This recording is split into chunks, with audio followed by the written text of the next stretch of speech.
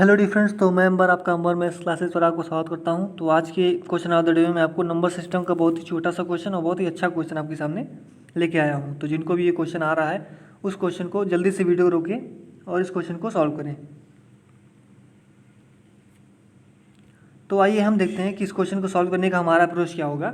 देखिए, आपको क्वेश्चन में कह रहा है कि 2000 से 7000 तक ऐसी कितनी संख्या हैं जो पूर्ण वर्ग और पूर्ण घन दोनों हैं।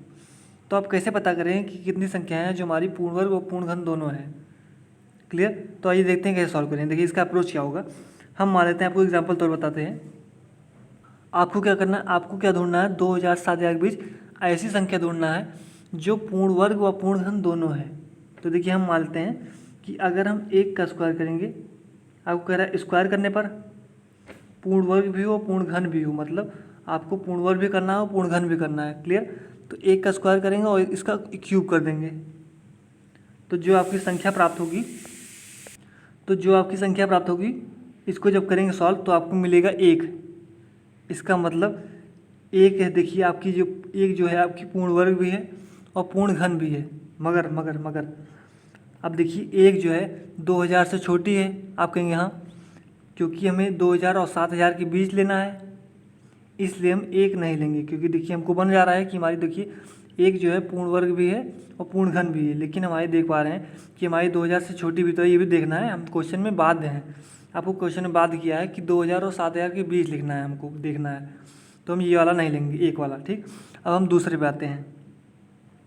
अब हम करते हैं 2 का स्क्वायर और क्यूब। तो हमने 2 का स्क्वायर किया, पूर्ण वर्ग कहा था, फिर कह रहा है पूर्ण घन भी हो, तो आप इसका क्यूब कर दीजिए।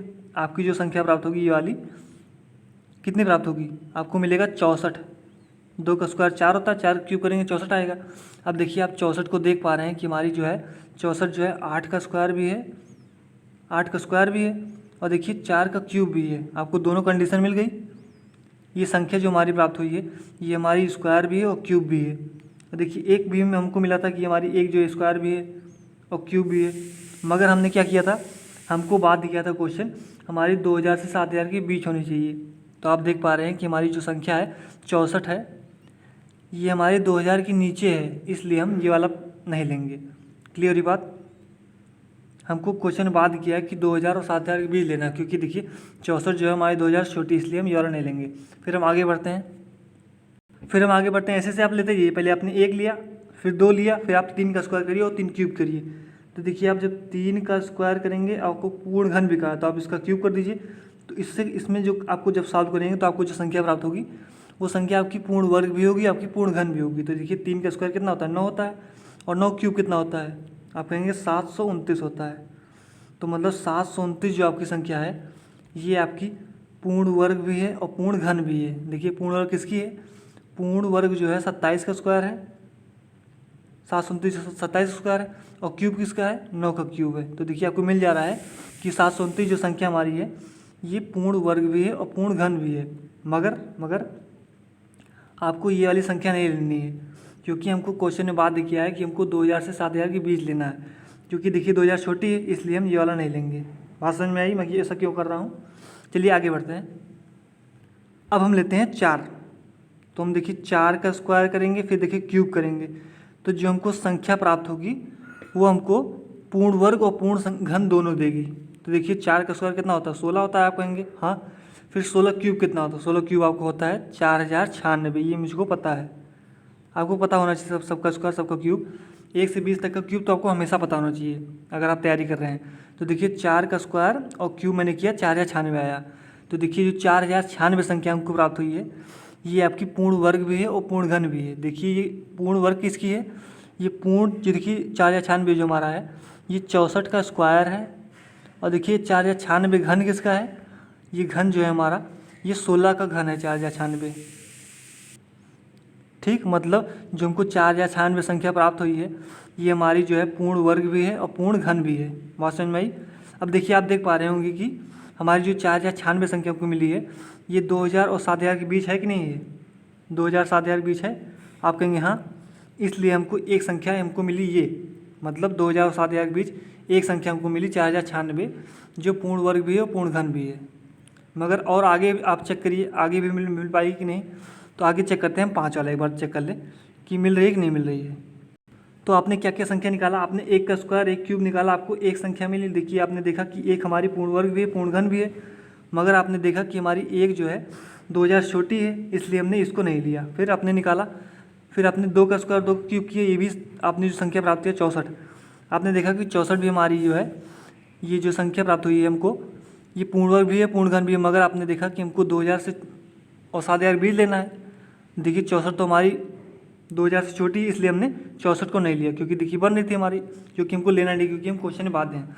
फिर आपने लिया 3 का स्क्वायर 3 का क्यूब, आपने देखा 729 और तो देखिए 729 हमको मिला कि हमारी पूर्ण वर्ग भी है और पूर्ण घन भी है, मगर 729 छोटी है 2000 से, इसलिए हमने 729 को भी नहीं लिया। क्लियर ये बात। फिर हमने 4 का स्क्वायर 4 क्यूब लिया, हमको प्राप्त हुआ 4096। अब देखिए 4096 को मिला हमको कि हमारा 64 का भी स्क्वायर है और हमारा 16 का क्यूब भी है। तुमको देखिए 2000 और 7000 के बीच केवल एक संख्या मिली अभी तक, जो हमारी 4096 है। अब देखिए आगे भी चेक कर ले, 5 वाला भी चेक कर लीजिए। तो मैं इसको ऊपर वाला मिटा देता हूँ, ये आपको समझ में आ गया होगा क्यों नहीं लिया मैंने। अब देखिए हम एक बार और चेक कर लेते हैं 5 वाला। आपने 4 तक चेक किया, 5 तक आप चेक कर लीजिए, आपको संतुष्टि हो जाएगी। ठीक, अब देखिए जो हम 5 चेक करेंगे, 5 का स्क्वायर क्यूब करेंगे, मतलब 5 का स्क्वायर आपको कह रहा है पूर्ण घन भी होना चाहिए। तो आपको जब ये सॉल्व करेंगे तो आपको जो संख्या मिलेगी वो आपकी पूर्ण वर्ग और पूर्ण घन दोनों होगी। क्लियर। इसका क्यूब करेंगे तो आपको मिलेगा 15625। क्लियर। 5 का स्क्वायर करेंगे तो आपको 25 मिलेगा, और 25 का क्यूब करेंगे जो आप, तो आपको 15625 मिलेगा। मतलब 15625 आपकी जो है पूर्ण वर्ग भी है और पूर्ण घन भी है। मतलब ये जो संख्या आपकी है ये 125 का क्यूब है और किसका स्क्वायर है, सॉरी 125 का क्यूब नहीं, 125 का स्क्वायर है। ये सब 15625 जो है ये 125 का आपका स्क्वायर भी है, और जो है घन किसका है 15625, ये जो है घन है आपका, ये 25 का घन है, तो 15625। तो आप देख पा रहे हैं क्वेश्चन में, मतलब अगर आप देख पा रहे हैं 15625, आपको कह रहा है क्वेश्चन में 2000 से 7000 के बीच होना चाहिए आपकी संख्या। आपको संख्या कितनी मिली है, 15625 मिली है। ये 7000 ज़्यादा है, इसलिए हम इसको नहीं लेंगे, क्योंकि हमको क्वेश्चन में बात किया है एक प्रकार से कि हमारी संख्या जो होनी चाहिए, जो भी संख्या आपको मिले वो 2000 और 7000 के बीच हो, तो वो हमको पूर्ण और पूर्ण घन मिले। तो हमको अगर देख पा रहे हैं कि हमको 4096 हमको संख्या मिल रही है 2000 7000 के बीच, जो हमारी पूर्ण वर्ग भी है और पूर्ण घन भी है। क्योंकि देखिए 15625 जो हमारी 7000 से बड़ी तो है, इसलिए हम इसको नहीं लेंगे। तो हमको क्या मिला, हमको 2000 और 7000 के बीच केवल 4096 संख्या मिली है केवल। इसको हम इरेज कर देते हैं, हमको केवल 4096 संख्या मिली है। क्लियर। ये तो मैंने आपको समझाने के लिए बता दिया था। मतलब आपको 4096 केवल संख्या मिली है 2000 7000 के बीच, जो हमारी पूर्ण वर्ग भी है और पूर्ण घन भी है। वर्ग किसकी है, 64 का स्क्वायर है ये, और घन किसका है, 16 का क्यूब है। बात समझ में आई। तो इसका मतलब 2000 और 7000 के बीच केवल एक संख्या पॉसिबल, मतलब 4096। तो इसका जो आंसर होगा वो हमारा आएगा फर्स्ट आंसर। तो जिनका भी फर्स्ट आंसर आ रहा था उनका आंसर बिल्कुल भी करेक्ट था। तो आज का कैसा लगा क्वेश्चन, और वीडियो पसंद आए तो लाइक से सब्सक्राइब जरूर करिएगा। और इसी प्रकार क्वेश्चन ऑफ द डे को देखते रहिएगा, आपको नए क्वेश्चन मिलते रहेंगे। और तब तक के लिए अलविदा, take care, bye bye, thank you very much. और आपको अगले वीडियो लेक्चर में मिलेंगे रेशियो के चैप्टर के साथ और अच्छे क्वेश्चन के साथ। क्लियर, धन्यवाद।